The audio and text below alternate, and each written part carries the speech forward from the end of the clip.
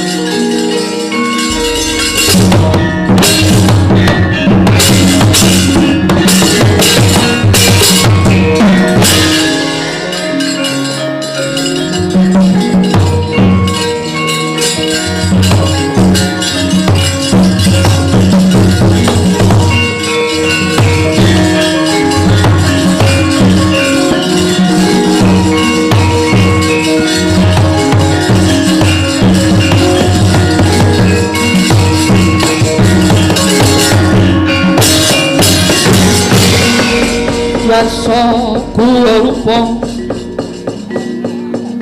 resedeng narendra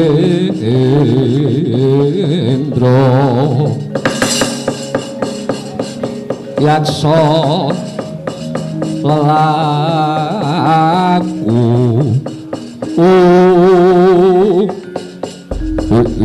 wong tete iwang kono ludra manik raja dewaku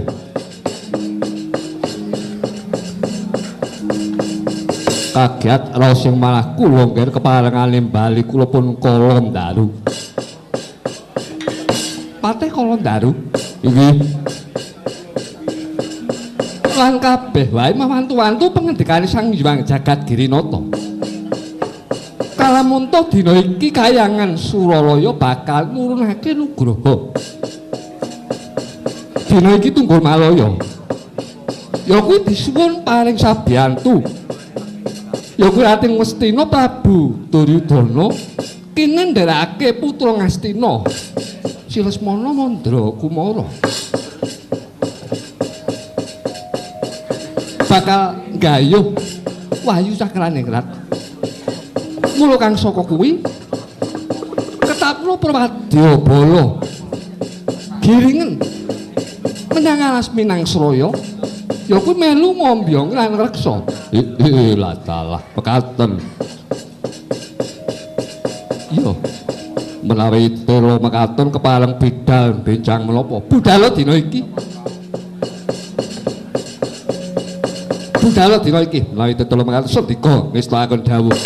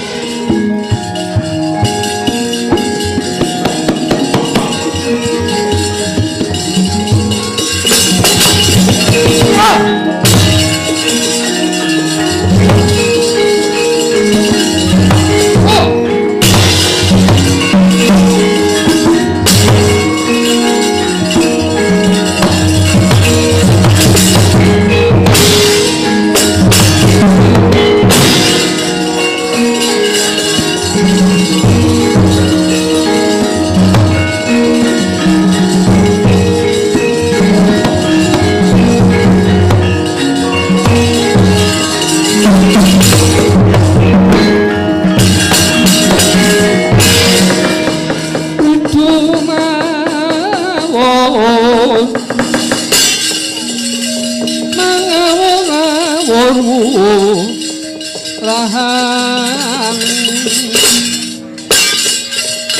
paraning jurit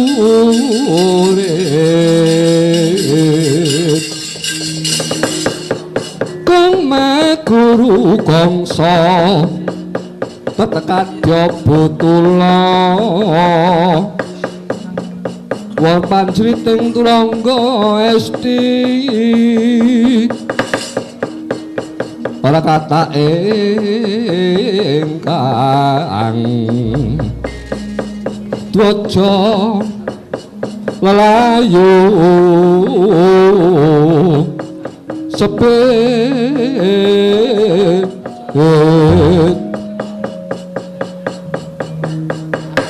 parat ene menungso dedeke mung sekilan sapa kowe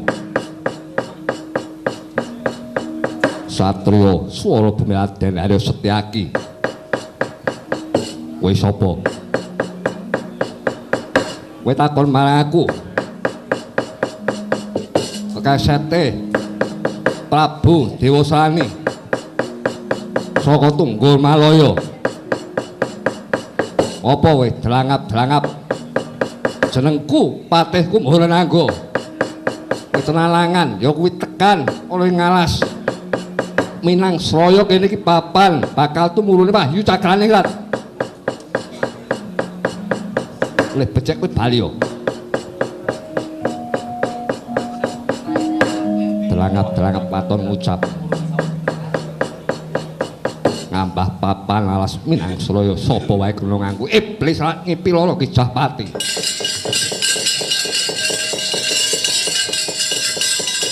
lah urip kowe bosen ngemut legining gula surat nyawang sorot ing srengenge apa iki margane patimu cangkemmu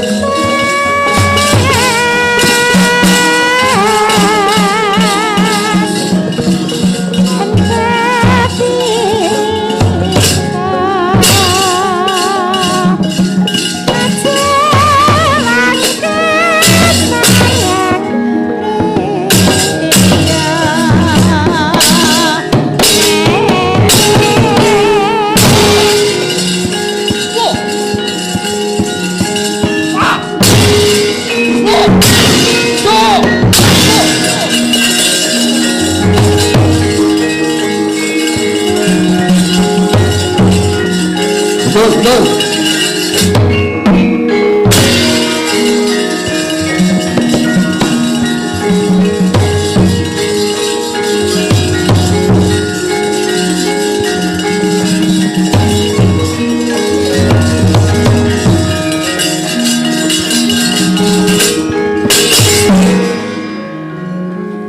Palat kethek putih. Yo. Wah. Edan. Oh. Ah. Oh. Oh. Ah. Oh. Ah. Ah. Ah.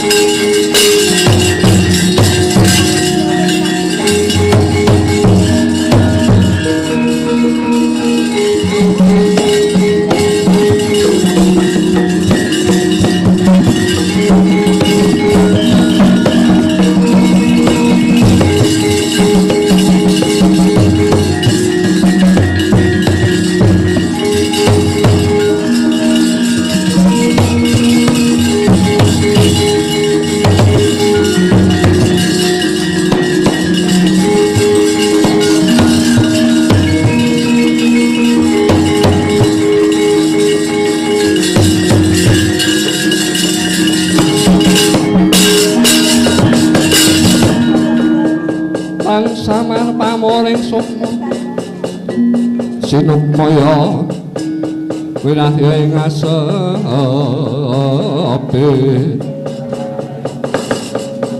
sumimpen tolong ing kalbu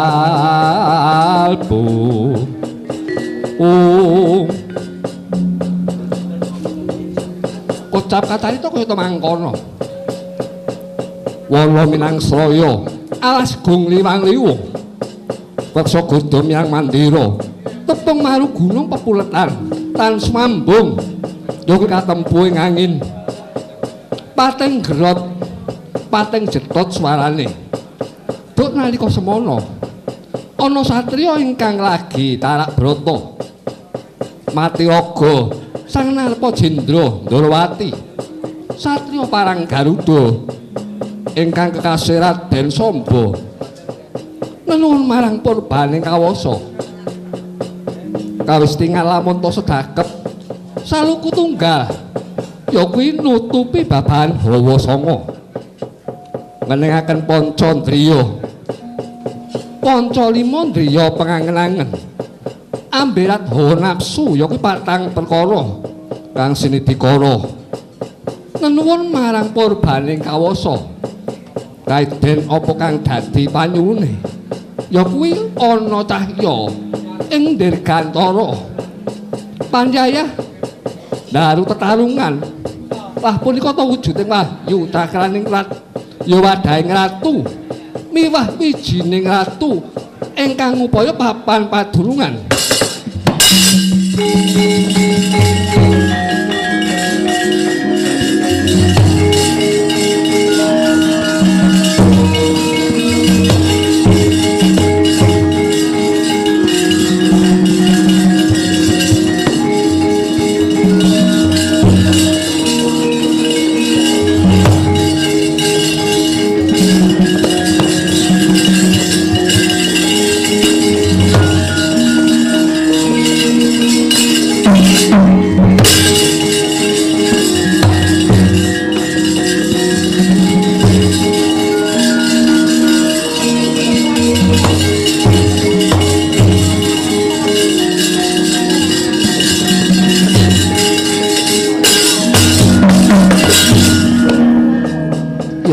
kleru iki putra Ndrawati ingkang kekasih Raden Samba ya putra Prabu Sri Bathara Kresna Narendra titising Bathara Wisnu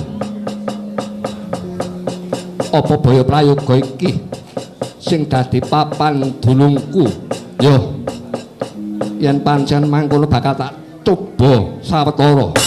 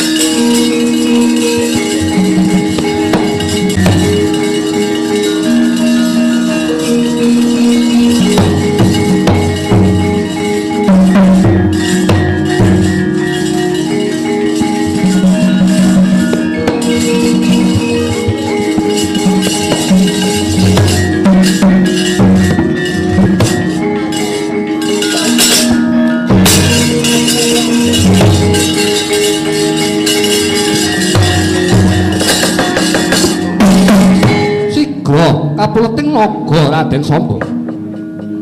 Nadyan jangganira Raden Samba Cinakot petet kaya pedhot-pedhota. Parandene Raden Samba mung pasrah marang panguwasane Gusti ingkang ngakarya jagat. Ucap danguning dangu saya kendo panggo beting naga.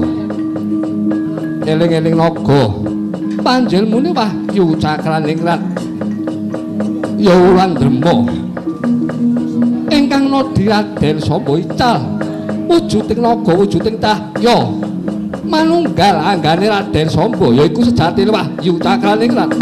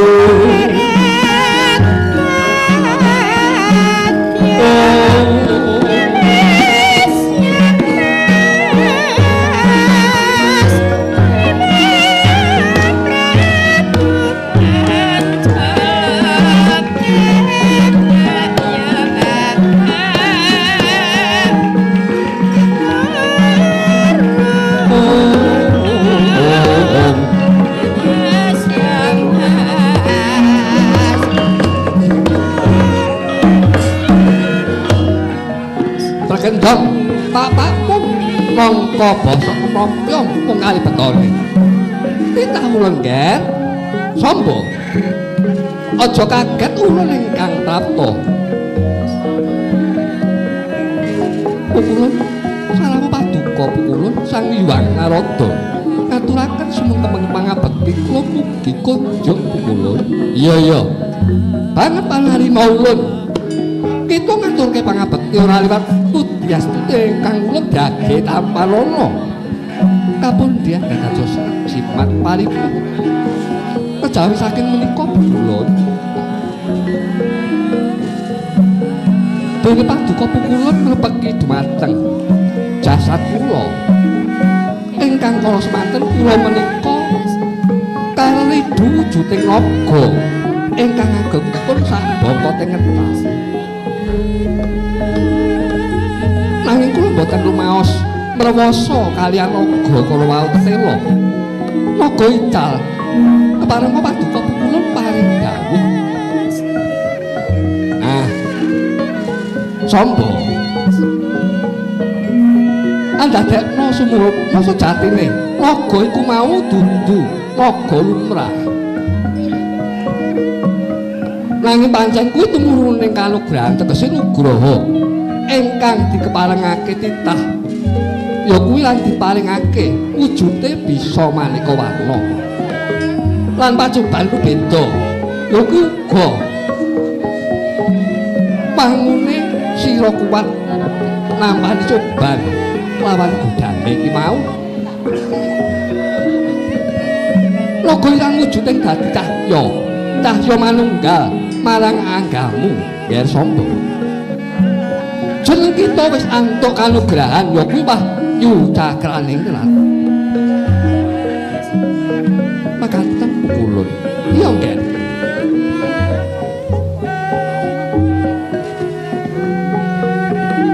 Disebutake wahyu cakraningrat. Cakra iku mau mujudake bunder landhep 8. Ya kuwi ning rat tegese jagat. Narendra ingkang bakal jumeneng nata iku kudu duweni watak 8 perkara. Ya kuwi sesening jagat kayata bumi, geni, banyu angin, surya utawa cahya. Candra Kartika lan Himanda iku kudu wis prinegem dadi sawiji manunggal manuksma marang hanggane Narendra. Mekaten kula. Iya. Kaping pindhone, Ger.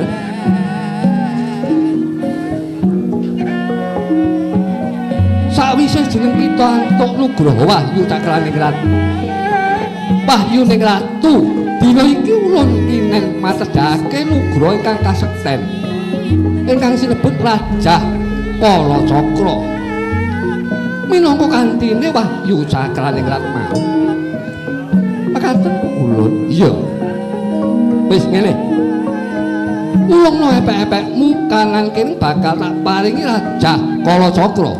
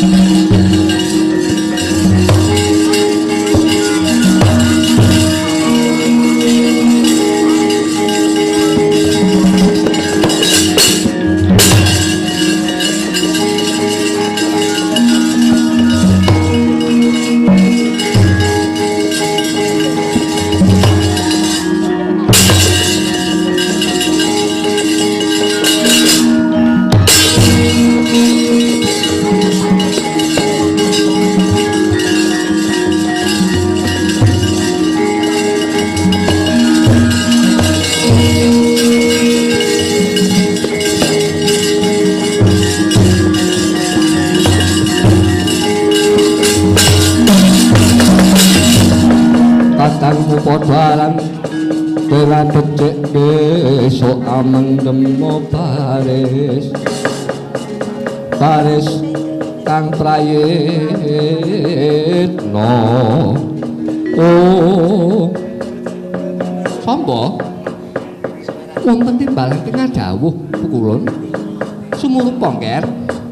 Raja Kalacakra minangka kantine wahyu Cakraningrat lha kuwi kasektene kang ampuhe kagila-gila. Tanganmu kuwi yen to wis mbok watek, mbok tamakake. Lha kuwi marang manungsa, mbok tempilingake sepisan, kuwi gletak tumekane pati. Nanging yen to mbok kaping pindhone, lha kuwi manungsa sing mbok kampleng kuwi mau bakal urip meneh. Aduh pukulun, bingahing manah kula ingkang tanpa pepindhan pukulun. Ning ya kuwi sapa? Sawise jeneng sira antuk kanugrahan lan entuk kasekten. Jayaji kawijayan kuwi mau ora kena kanggo sumongah sesongaran. Sarta ora kena umuk aja dumeh. Mekaten pukulun. Iya. Kasekten kuwi mau pigunane kanggo siji memayu rahayuning jiwa ngreksa diri pribadi. Kaping pindhone memayu rahayuning keluarga ngreksa marang keluargane. Kaping telune memayu hayuning sasama ya kuwi ngreksa marang kanca rowange, sedulur utawa tangga teparone.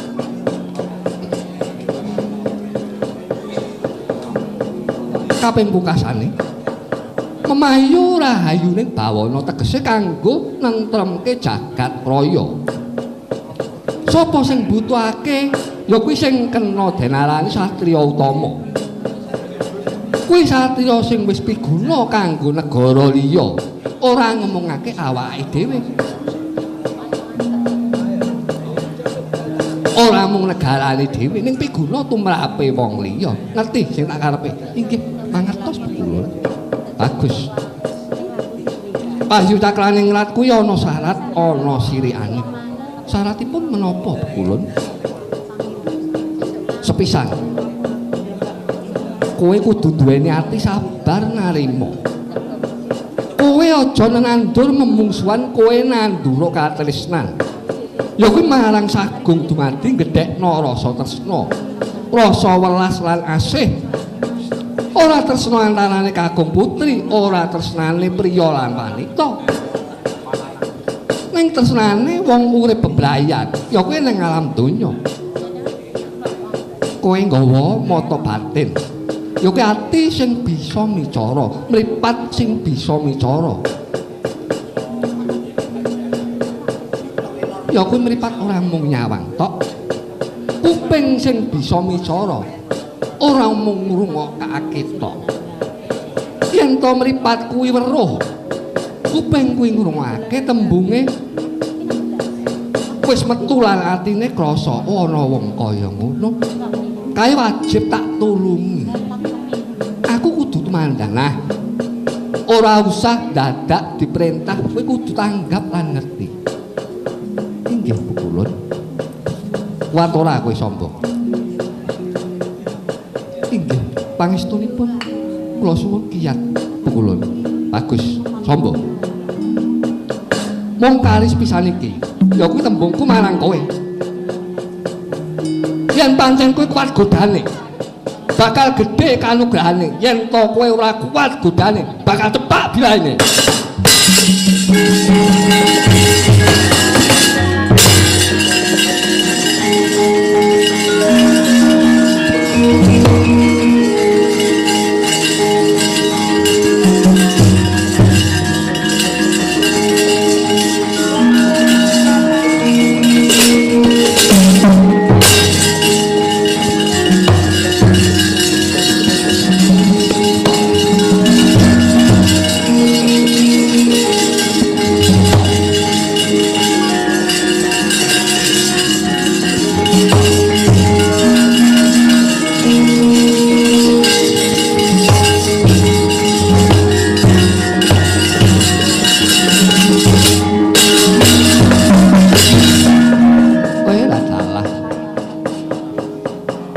Wis genep uripku saiki. Mongko nyatane aku kuwi dadi putra Narendra ing Durwati. Bapakku Ratu Kondang Titise Wisnu. Ya kuwi lan pukulun Sang Hyang Cakrane wis manjing Allah anggaku. Nek mung gunung Wiladalah, tak regem bakal tumpur tanpa dadi. Segara tak tewu ora gantalan taun mesti kelakon.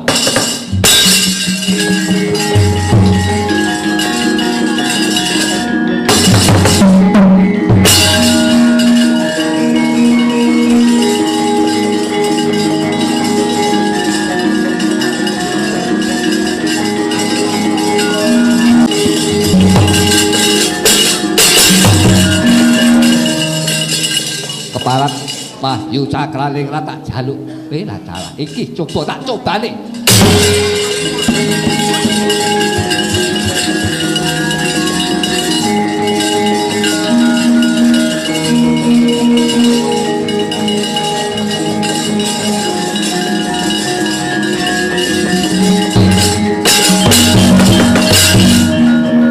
Wiladalah jagat Dewa Bathara jebul nyata.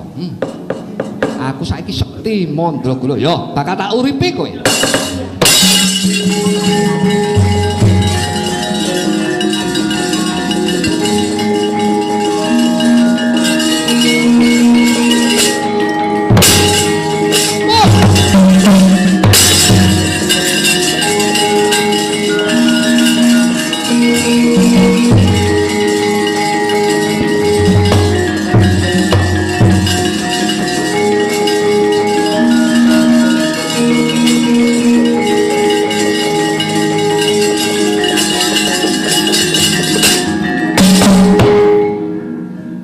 Nganti telung kedheping paningalku. Oh, Samba. Raden Samba jebul. Tinemune nadyan wong atuwamu ki titising Sang Hyang Bathara Wisnu. Dewa kang ngandung kabahagyan nanging putrane kok kaya ngono pambeke. Raden, aku ora kuat mapan ana jiwa ragamu. Nugra Cakraning Rat ya lan pusaka rajah Kala Cakra ora kuat momong kowe Raden. Aduh.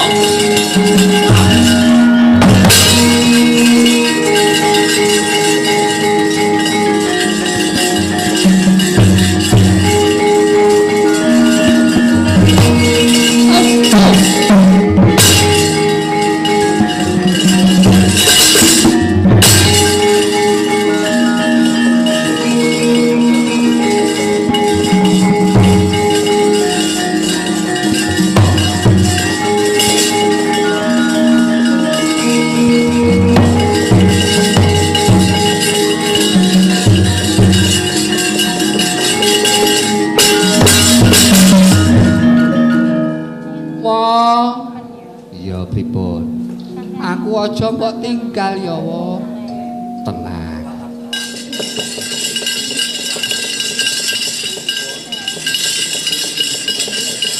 Aku le topo nang ngendi, wo? Nun. Aku le topo nang ngendi? Sampean ning kene. Terus kula mengko tak ngopi ning ngene ya. Aja mbok tinggal to, wo. Puto. Sampeyan butuh gorengan apa? Kopi mie komplit. Ya kuwi mbayar dhewe. Mosok mbayar ta apa? Pun, sampeyan ning kene golek Wahyu ya. Wahyu ki panganan apa enak? Wahyu ki golek ngelmu. Kanugrahan saking Gusti. Mbok menawa teh. Aja acah-acah ya, wong. Kasurku aja lali. Nggih, beres. Pun, mangsa kecake nggih.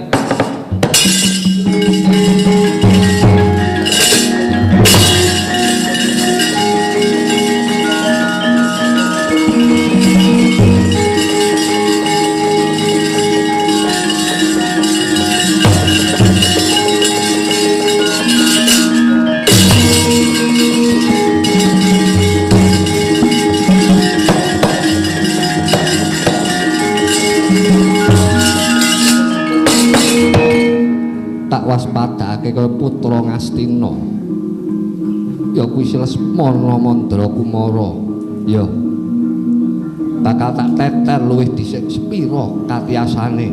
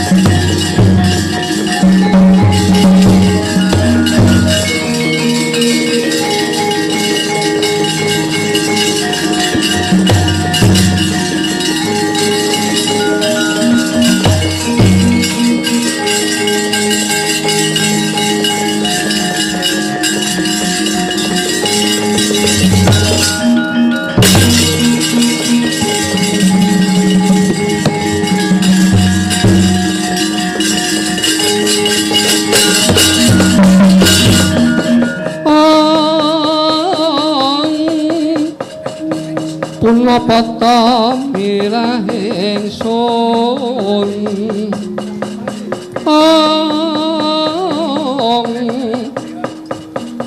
prihatin Mas Pogung Ijil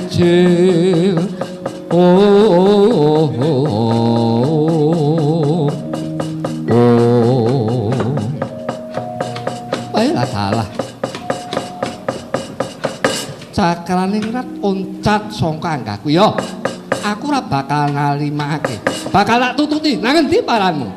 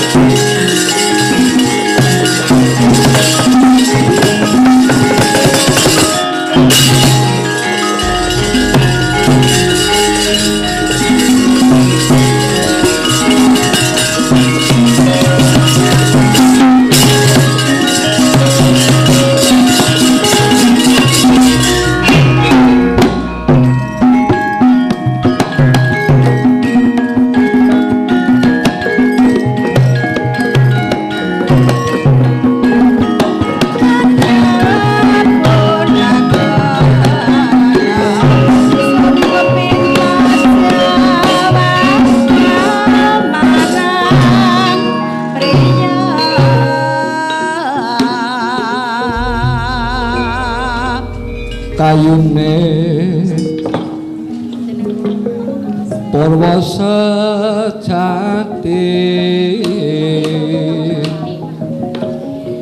pangira jagat kadang kinarya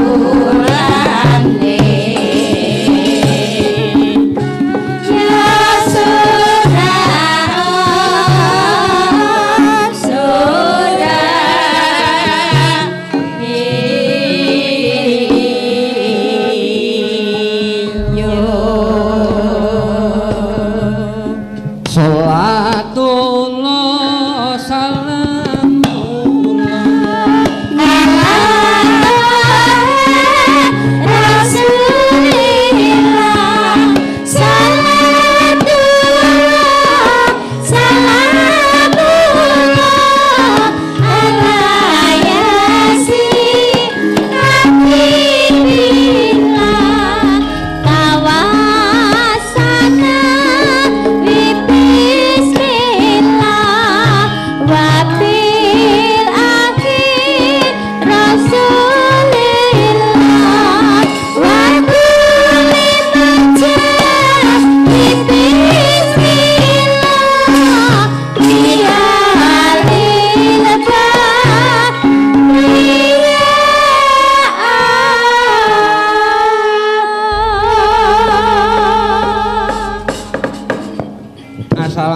Assalamualaikum Kang Gareng. Waalaikumsalam. Bungaku tanpa upama awake dhewe mung didhawuh sowan ana ing Pondok Pesantren Nurul Huda sowan Abai Syarif Hidayatullah. Jan wis pirang puluh taun ya 15-an taun. Kapan aku didhawuhi lah lagi iki Kang Gareng. Apa iya to? Heeh. Mula ta arep dikaya ngapa wayang kuwi nyuwun sewu kok ya dudu tuntunan. Nek tuntunan kuwi lak agama. Ngono, Truk? Wayang kuwi ajaran moral, ajaran budi pekerti. Ngono. Oh, ngono, Truk. Heeh, dadi ana filosofine. Ana critane. Oh iya ya. Laire Bagong ngono kae ya ana lakone. Ono. Rabine Ndara Gatotkaca ana. Mula kang saka kuwi aturke panuwun. Iki awake dhewe ya disengguyung bapak-bapak pengrawit saking Gondang ugi ditenggani Pak Dialis ya biasane sing nderekke bapak kok ya ngeboti awake dhewe. Nggih, ketok nek sambatan kok ya diboti yo jan. Karo Pak Dimadi yo wis pirang puluh taun ora kepethuk. Tak kira bos rekaman saiki. Mas Petro. Nggih, kula nggih matur nuwun saged kepanggih kenang danang. Nggih. Kula biasanipun kalih ingkang Rama wonten Pati. Oh, ngaten. Wonten Kudus, mangke matur kalih Bapak nek kepanggih Kang Marhaban. Oh, Pak D Marhaban. Nggih, Pak. Ngeten, Dik. Nggih. Niki mumpung kula nggih ijazah sore ini, kula niki stroke pun 5 taun. Oh. Ning wis iso mlaku sithik-sithik alhamdulillah. Nggih, pripun? Ngeten.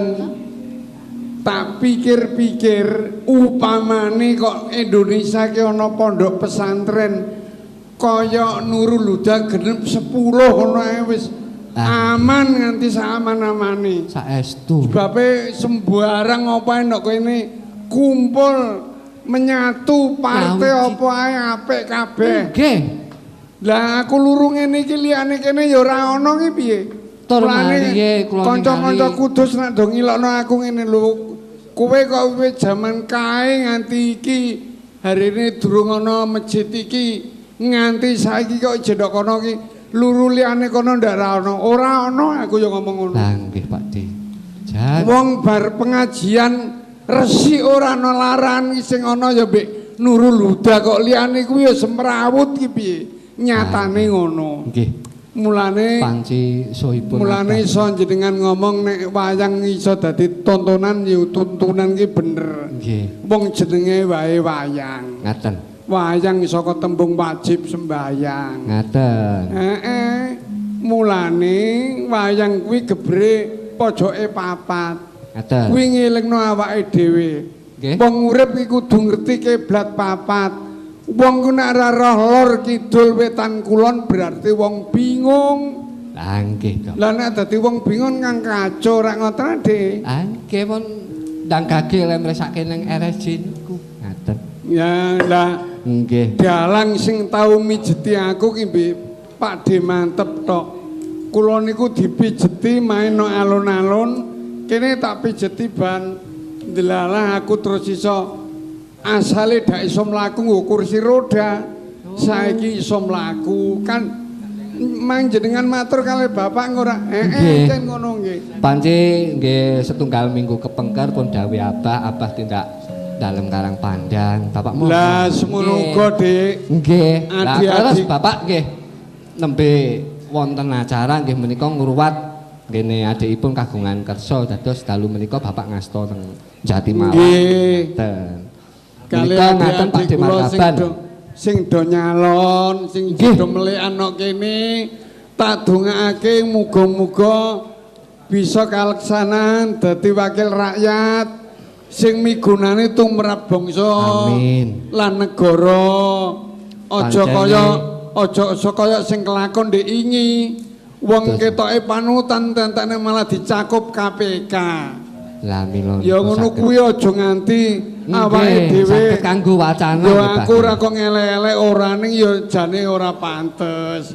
Lakon ngono kuwi ya wis pira-pira ndok kono nggone. Nggih. Mbok menawa niki ya aku mau bener omongane Bulik Darsini jan. Omongane Pak Parjo mau wong utang nyaur wong anu balekno ngunduh wae ing Pakarti.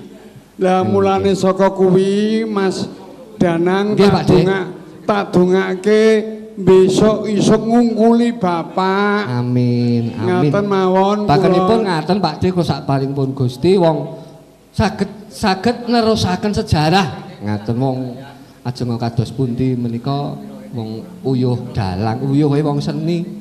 Mila alhamdulillah pun dawuh Abah menika ngiras-ngirus kula silaturahim Mbah, kula nderek ngawula malih, kula nderek sinau malih. Nggih, nggih. Karo niki ngaten Pak Markaban, menika ngatur muninga ampun kesupen menika Abah kagungan putra kalih nggih menika calon DPRD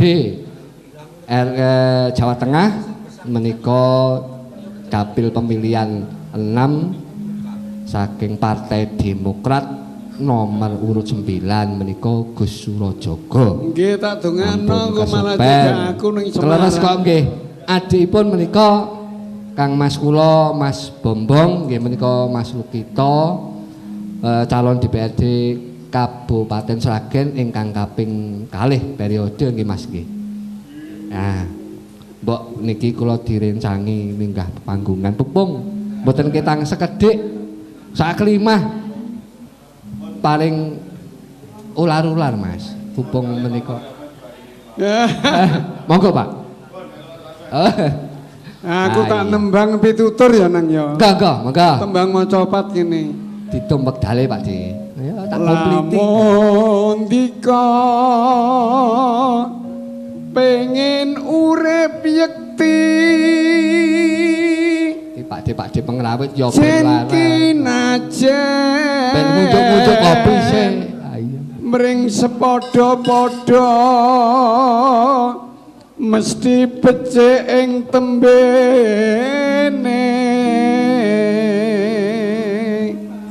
Ora kena den ukur derajat pangkat sugelan miskin. Semele mring maha kuwasa urip dunungipun. Grapyak semanak lakonana aja srei uga aja drengki insyaallah urip mulya.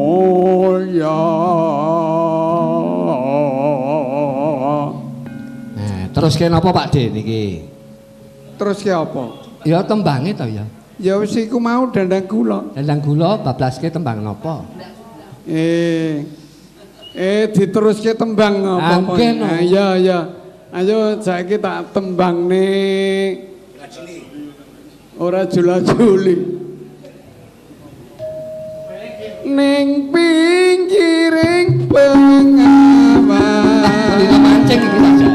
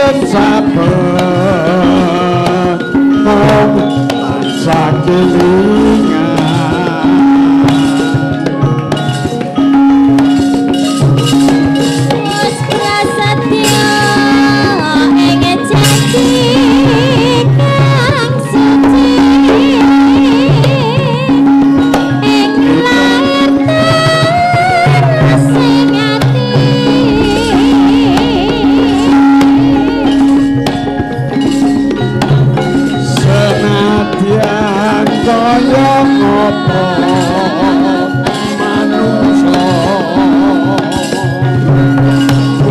bisa jangka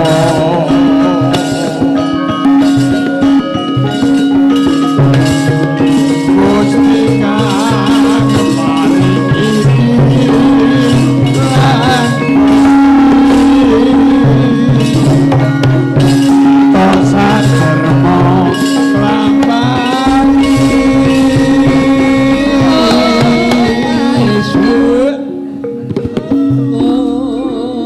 iki engko terus disuwukno sing terakhir ya. Nggih. Ning pinggiring pengawan wayah sore sang saka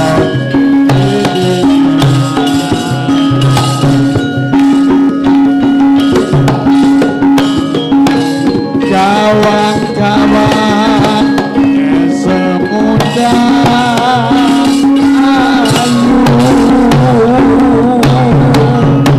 tapi keseningin hatiku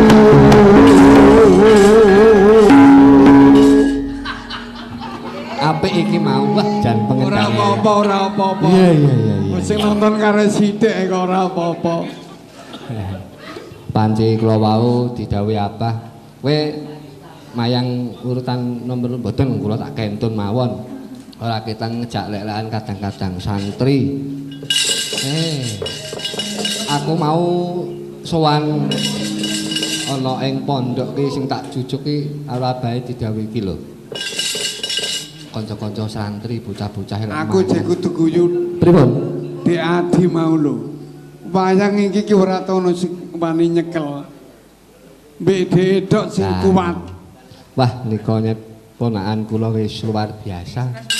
Ning ajeng pripun-pripun wong kabeh ki duwe keluwihan dhewe-dhewe nggih to, Pak De? nah iya bener Ya, iki awake dhewe kang gareng entruk. Sawetara wis suwe nderekke Begawan Madu Bronto coba ayo dikancani mbok menawa didhawuhi apa-apa. Iya, Truk, ayo tak kancani, Truk.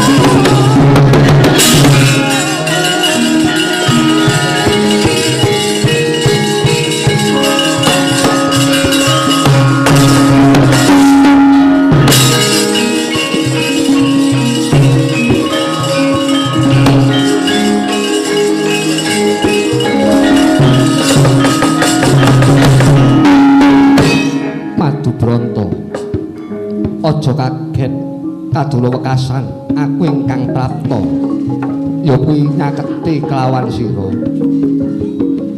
Madyan sira dadak memba Brahmana nanging yekti dadi sarana nggon kita nglakoni puja brata semedi.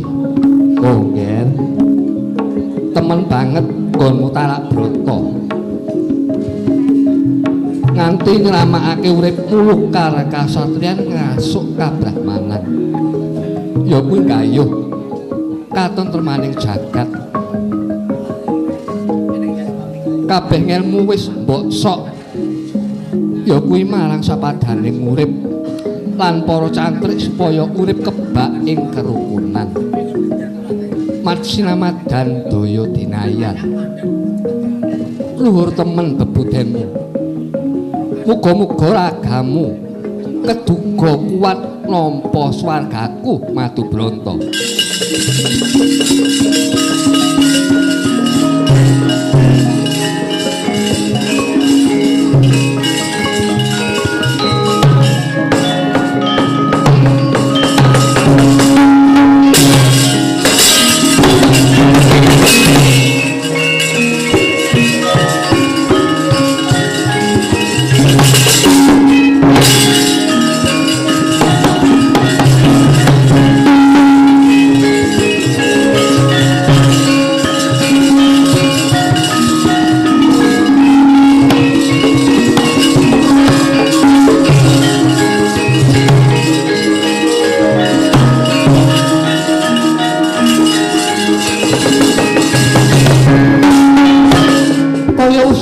Sejatining urip nenggeri Sang Madubranta nadyan datan sakecap kawedherang awantah parandene dawuh Sang Wahyu Cakraningrat kinantenan Aji Raja Kalacakra kaya wis katampi dening pandhita muda ing ringin putih dadya sumunar cahyane kedadak playune Raden Samba.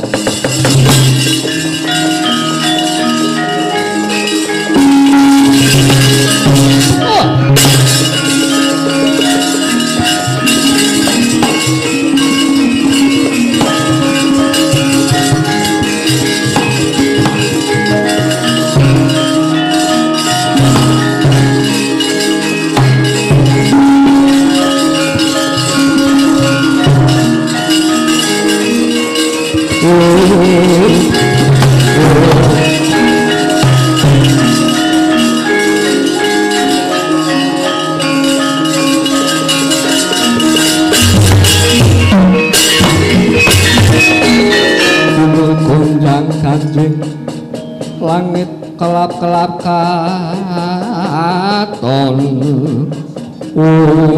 Wah.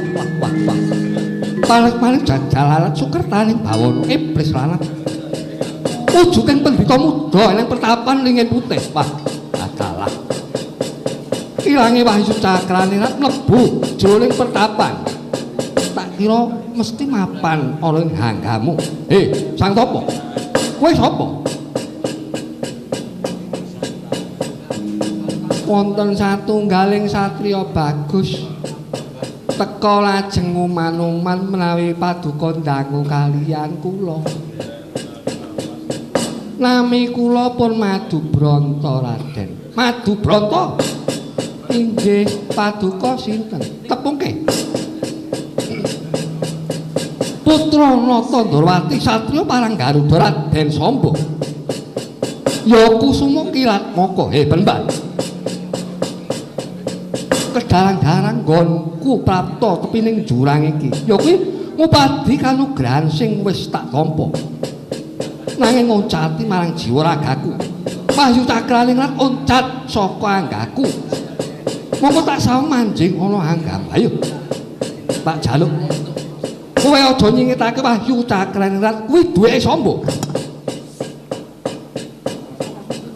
kula niku mboten niat nyingitaken boten niat ngumpetaken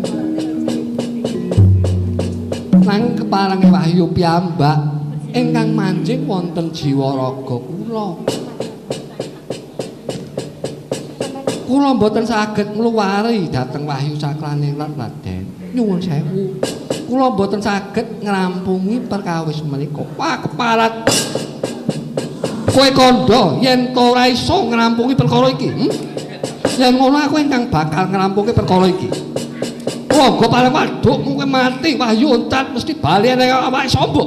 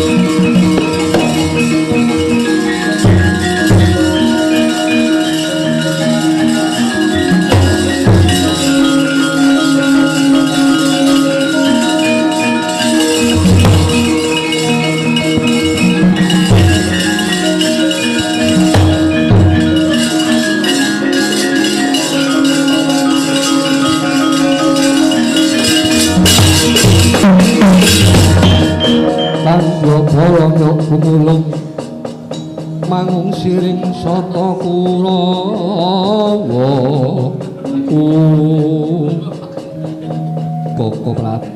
Koko Prabu kula kedah kados pundi Koko Prabu kowe iki ngopo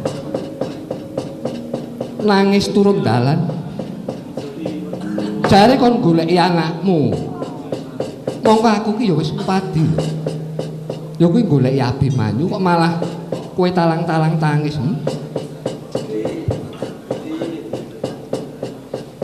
anak kuwi mung lak ming nganakake dene uripe kuwi lak gumantung ana kersane Gusti ya kuwi sing gawe urip mula kala mangsane disuwun kala mangsane dikersakake karo sing ngakarya jagat kowe iki lak ming pasrah lan kowe ora bakal iso gondeli mbok gondelono mbok gedhongono ya kuwi mbok kuncenono nek pancene pestine Abimanyu kuwi ilang pasti ora bakal ya kuwi kurang jalaran ngerti ora inggih Koko Prabu nanging kula tresna kalian anak kula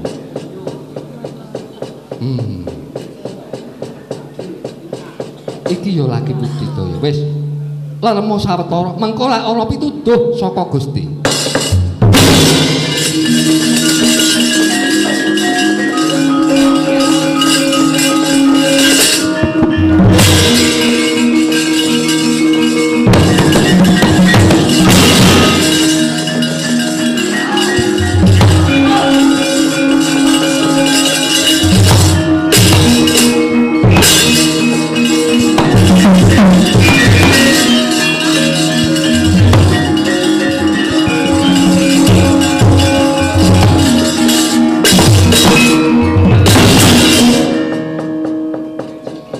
golekan kok teko-teko sowan ngopo Samba keringetmu dleweran Samba kula ngaturaken sembah bekti kula mugi konjuk Rama ya aja kesusu nggonmu matur nanging tatanen ukaramu inggih sekawit kula menika linggar saking kasatriyan Paranggaruda ngoncati kewajibane negari Dwarawati mboten kok ateges kula menika badhe namung nuruti dhateng kermenan nggih menika kermenan kula piyambak menika mboten Kanjeng Rama kula menika kupati kanugrahan kinarya muwing kekiyatan batos kula Rama ora dalah anak Kresna kok kowe golek kanugrahan waduh syukur nggih melu bombong rasaku inggih wis antuk gawe apa ora inggih nyuwun pangapunten Rama sekawit kula menika badhe angsal damel naminipun Wahyu Cakraningrat saha pusaka kekiyatan Rajah Kalacakra nanging kula kesupen dhateng wekasanipun Wahyu Cakraningrat bablas lan oncat saking jiwa raga kula Rama manjing wonten pertapan ringin putih inggih menika pandhita muda namipun Begawan Madubranta Rama Wahyu badhe kula suwun boten dipun keparengaken Madubranta badhe kula pejahi malah kula keseblak barat kendang kapracundang Rama kula nyuwun senjata pitulung kula aturi mulasara dhumateng Madubranta kula kepengin wangsul Wahyu wonten jiwa raga kula. Tak tontone kaya ngapa penditane?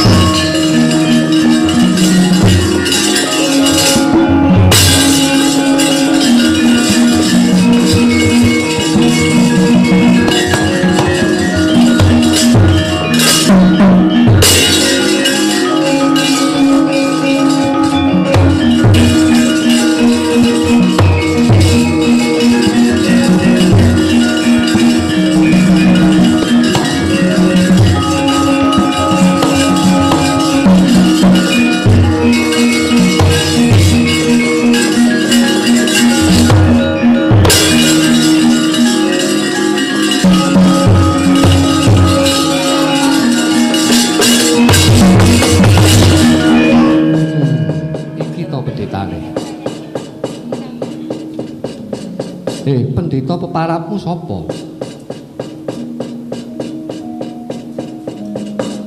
Kula ingkang kekasih pun Madu Branta. Madu Branta. Inggih.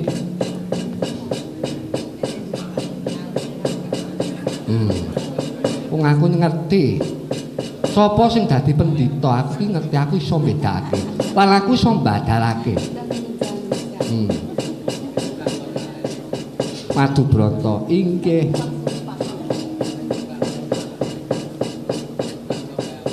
Lho, kowe ditangisi bapakmu, kok kowe dadak dadi pendhita barang ki ngopo?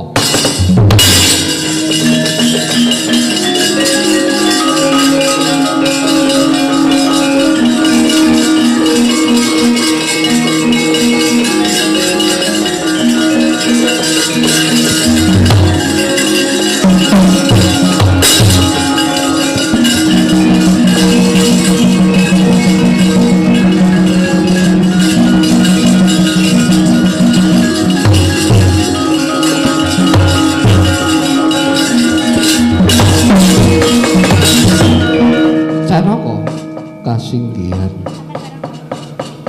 ngandel ora iki lho sapa sing dadi pendhita sapa sing dadi brahmana sapa sing etok-etok sesingulon ya kuwi pendhita mongko gayuh kanugrahan kakek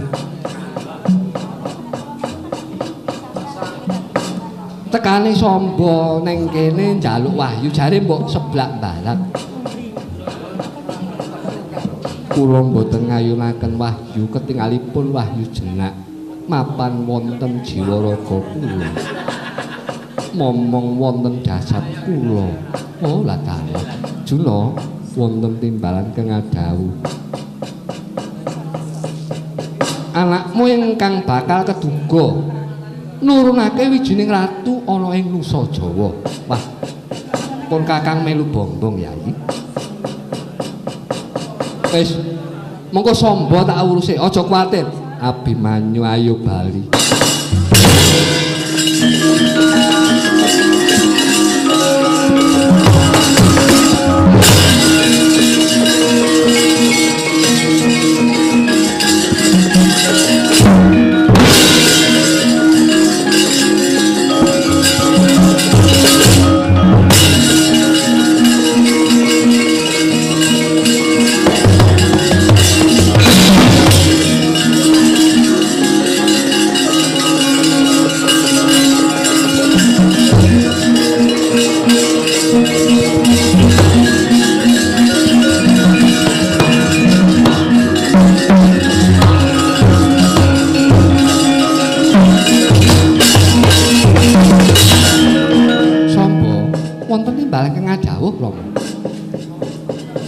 aku sing mrepeki karo kowe tak kandhani ya. Inggih.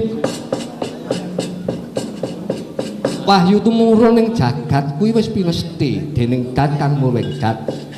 Kudu momong marang titah ingkang wis piniji mongko ya kuwi ingkang minangka dadi swarganing wahyu. Sing jeneng kanugrahan ki ora kena dipeksa. Lan ora kena dioyak-oyak. Menungso anane mung sarwa sumarah marang turbaning Gusti.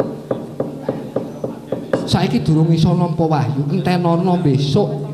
Yen wis titik kala mangsane tekane mesti kowe bakal nampa wahyu.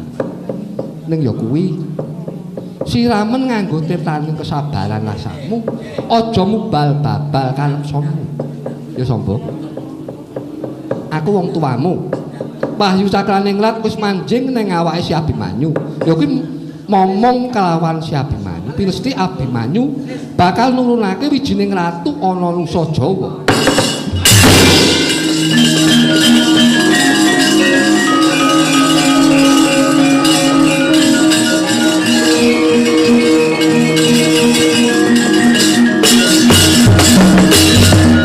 Oh dados ngaten to. Kula kedalang-dalang upadi dhateng paduka menika tiyang sepuh kula. Menika namung pinanggihipun wong tuwa ngebotke wong kana-kana. Tinimbang anak. Kula rencangi tapa turut wana pangangkah boten pados kamulyane awak kula piyambak. nanging mulyane tiyang sepuh kula tuwin mulyanipun negari Dwarawati. Pinanggihipun nggih menika namung tutur ketawun boten wonten ginanipun.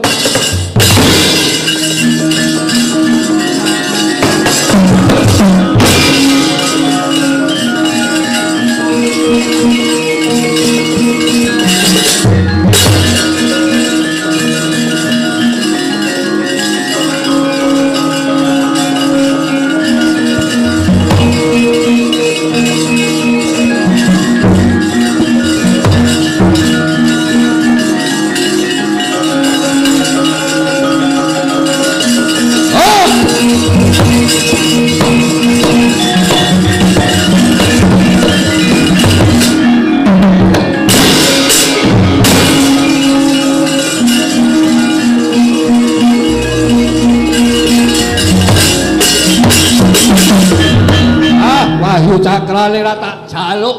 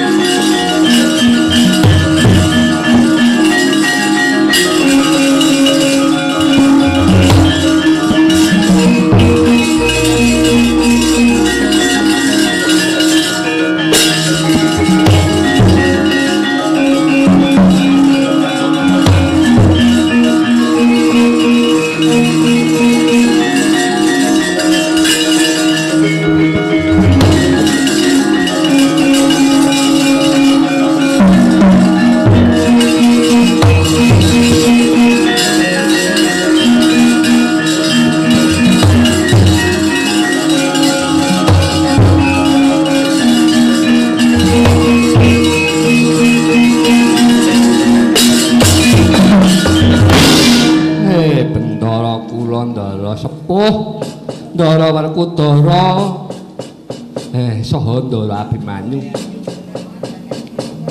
menika sampun sinugraha ing Gusti Wilujeng lir ing sambekala momongan kula mugi-mugi kemawon nggih menika mliginipun Dikandara Abimanyu ingkang kasembadan menika netepi dharma kasatriyan sarta jiwa luhur mila kanthi tumuluning Wahyu Cakraningrat ngaturaken syukur konjuk ngarsaning Gusti kang ambaban katentreman karahayon lan mugi-mugi tansah andayanana kaberkahan lan mugi kemawon wonten ing pondok pesantren Nurul Huda konjuk dumateng Abah mugi-mugi anggenipun mangestoni para putra inggih menika Mas Surajaga saha Mas Bombong Lukita mugi kasembadan lan sedaya kemawon ingkang badhe ngasta peperintahan mugi-mugi Gusti Allah paring ngijabahi